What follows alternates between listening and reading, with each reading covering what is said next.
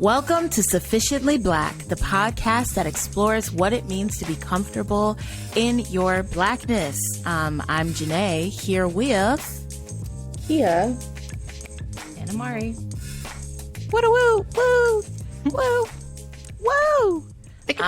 As always, okay. Oh, Kia, you got to drop a little beat. Oh, I cannot do that on the spot. She said, I will not embarrass myself. I don't know what to say in that moment. I'm so sorry. Other than Kia not being able to drop a beat and me and Amari's beats sounding quite pathetic. What's new, guys? What's going on? What's good in the hood? So for today's topic, we are covering Black beauty standards. It's interesting because I feel like we've definitely talked about beauty standards when it comes to body. And of course, because we're Black women, it's definitely been from a Black lens. But there's just something that I've been seeing, not recently, but just being on social media a lot and seeing kind of this gratification of Black beauty trends without the credit. And of course, we know that that's a thing, but I feel like it's very subtle nowadays. It's like everyone and their mom has these long nails, and now it's like okay to have ridiculously long nails. And when I was a kid, that was just considered like ghetto. Same thing with hairstyles and makeup and all this other stuff. It's like things that used to be considered bad are now good. And we just wanted to, I don't know, talk about it, rap about it today. Yeah. Black beauty standards. Oh, wait, sorry, go Amari. No, I was just going to say, we definitely got to talk about why they're now considered good. And it's all because they've been co-opted by white people and brought into the mainstream. And, you know, we've seen this over and over again, you know, doesn't look good on Black people, but put it on the white girl and now it's acceptable. It's, in Kia's words, it's weirdo behavior. It's weird. And weird. I think what's new, I guess more so, is like Black beauty, being co-opted. Although I think you could argue maybe like in the 70s around those times you saw more like, you know, white people getting perms and like trying to make their hair poofy and like even the clothes and all that stuff. And I think when it all then, and we'll get into this later too, but I think we'll talk about like also now how Black beauty has also taken this weird direction and has implications, like historical implications about like being closer to white and racial ambiguity and all this stuff. But it's really definitely moved in that direction of like, racial ambiguity is the thing, like you can't look too Black and, you know, that kind of stuff.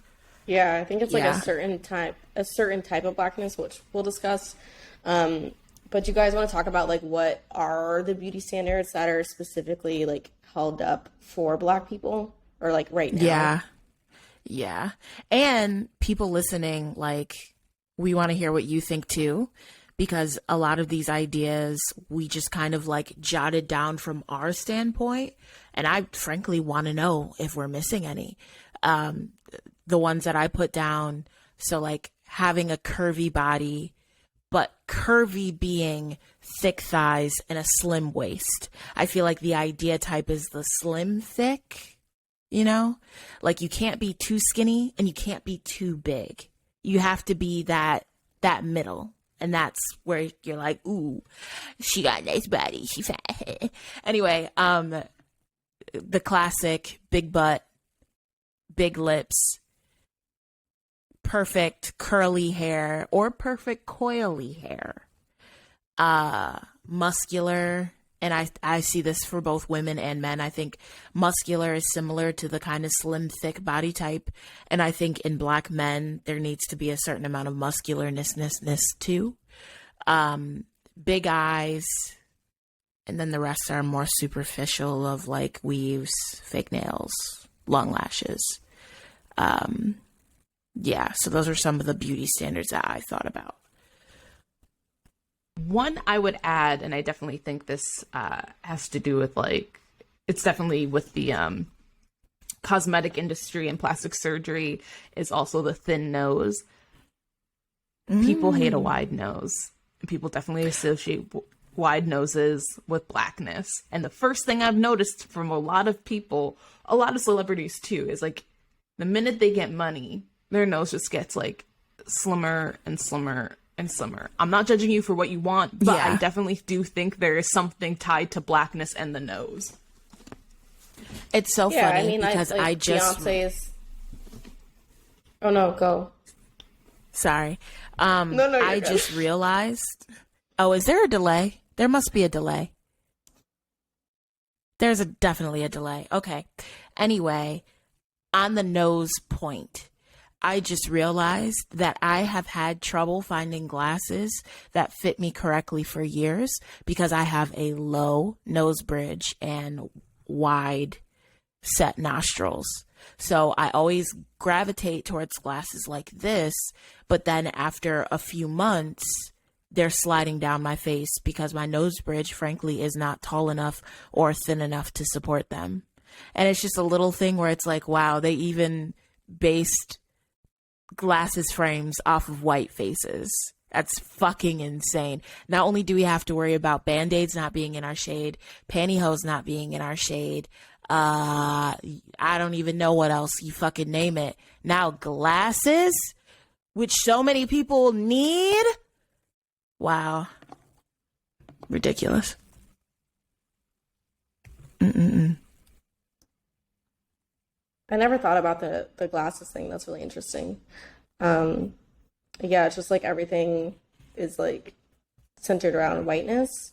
And Janae, I think I know like a lot of the discussion like is big on TikTok, like because it's just like TikTok is a prime example of like white people stealing black trends and like profiting off it, which it's honestly it actually should be talked about more. Like I know it's talked about on Twitter, but like I don't know, it just gets me so angry when I see like a trend that's like clearly for black people. Like a prime example is like, you guys know that like Afrobeat song when they're like, you want to bum bum, you want to chill with the big boys. Yeah, when I go on that sound, why is the first fucking page all white people? Like, shit like that pisses me off because it's like, yo, this song is clearly black people. It's clearly, like, a song about, like, Africa, and it's actually a song about, like, how, like, a dad is talking to his son and, like, going off to college and being like, you gotta play smart, like, you can't, you know, want to show off and all this stuff. So it has, like, implications, and it makes me so sad when, like, every time I want to just, like, see black people on the trend, it's like I gotta scroll 5 pages to see one black person. It's like, I know black people started this, and I know, like, it just boils my blood because I'm just like, damn, can we just, like, fucking have one thing? Like, why do you guys have to, like, center yourself in every goddamn trend? Like, oh my God, talk about fucking mayo. I don't know, like, God, it's so fucking annoying. Like, I hate it. Well, I think it's just like when you create the culture and you are the culture, like it's all going to get co-opted. Like there is no way like this is not going to continue to happen because like black people keep pushing the envelope for a lot of things. And when we're talking about social media, when we're talking about TikTok, when we're talking about black Twitter, all the stuff, like it's not gonna stop. I guess that kind of takes us to our next question or thought of like, what are some of the beauty aesthetics or trends that we see going around that can be attributed to black women? And I feel like there are so many. This goes in line with a TikTok I sent the gals earlier today.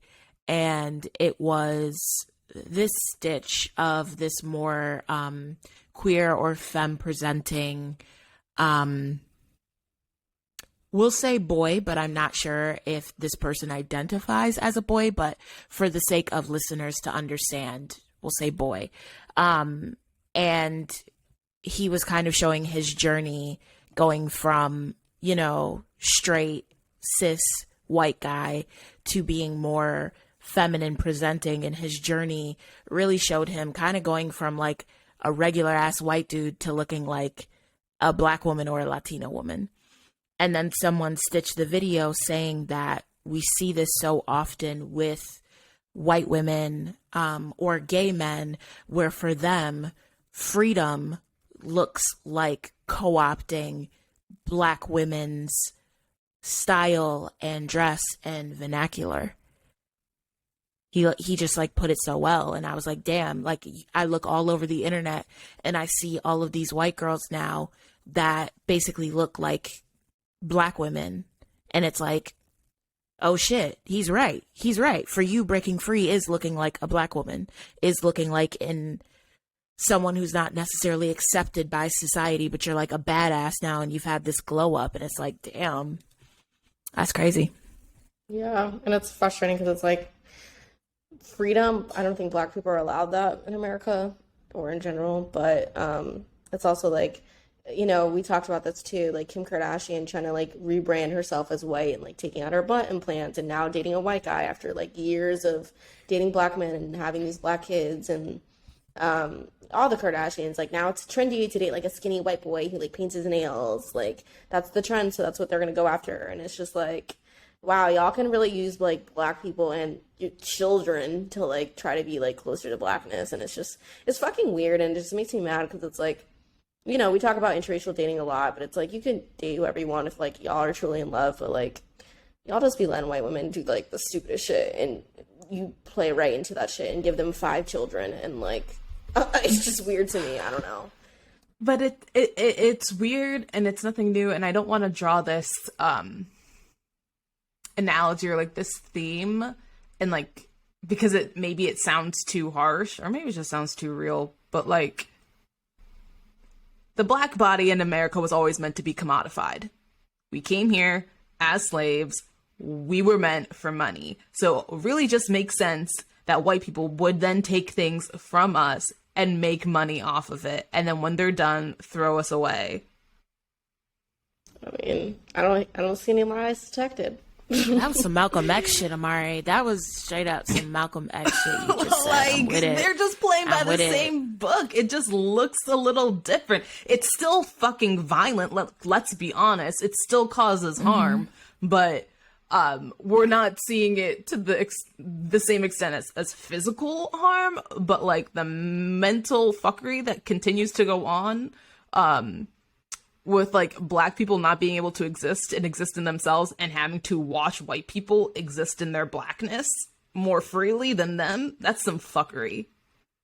Yeah, and I feel like a lot of people don't want to hear, like, you know, I say all the time, like, NFL is modern day slavery, which literally has white owners and Black. Don't know how you're going to debate that, but okay. But people like to debate me on stupid shit that they can't back up. But like, if that's a form of modern day slavery, like, yes, they get paid, but like, how much do these players get paid versus their owners? Do you know that gap? That's a big fucking gap, okay? And yes, slaves weren't paid. But I'm just saying, again, modern day slavery, like, that is a thing. And I feel like when people, like, you know, like to equate wealth to, like, you know, freedom, but it's like, yeah, it's nice to have money, but like, it's still like you're getting owned, you're getting traded. Like, I don't know. I feel like people don't like to hear where it's like there's still things about slavery in our modern, you know, world. They just like to be like, oh, that happened 400 years ago. Like, I mean, y'all can vote now. Like, whatever. The prison system, like, there you go. You mean to tell me police all officers, these people are Black and brown people, and they're doing labor and not getting paid in the system, and too many people are in the prison system who were not fairly, who are not giving like a fair trial? There you go. Again, modern day slavery. Let me ask you guys a question real quick. What do you guys think about the word ghetto nowadays? I'm not gonna lie to you, and I have used the phrase, but I use it because anyone can be ghetto. My problem with the term ghetto is that it has been unfairly associated with Black people, with, you know, poor people when we're talking about this stuff. I've been in a lot of situations with white people, and that shit's ghetto. It's not organized. I don't know what's happening. Shit's shady. To me, like, so if we're gonna use the word, use it fairly, but I don't like how it's been disproportionately associated with Black people and Black things. I think that's my true. issue.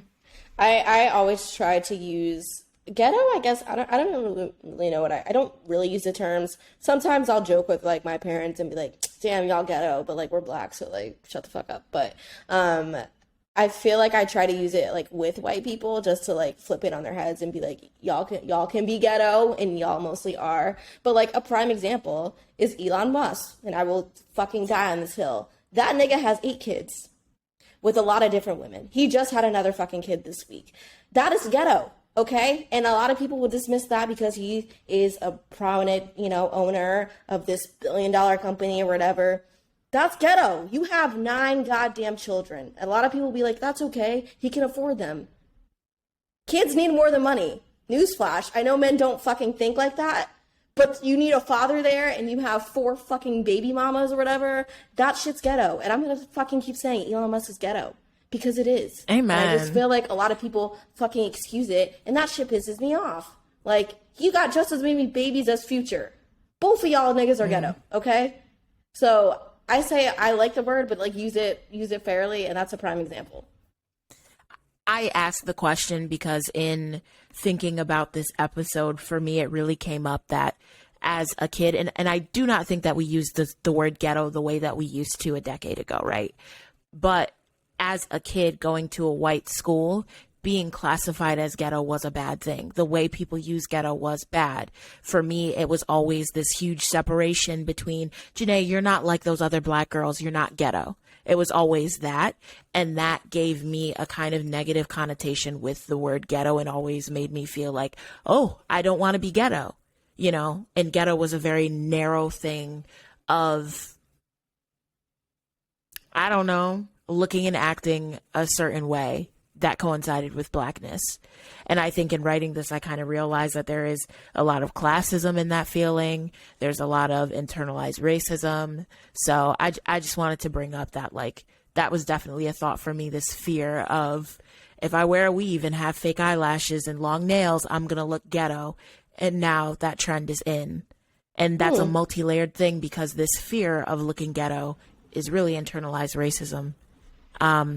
Right, but you still run the risk of applying those beauty standards to yourself or those beauty features to yourself and still being considered ghetto, despite them still being mainstream. So like exactly. And I think that's something that I've learned now with embracing a lot of things that in my childhood were like, oh, that's ghetto.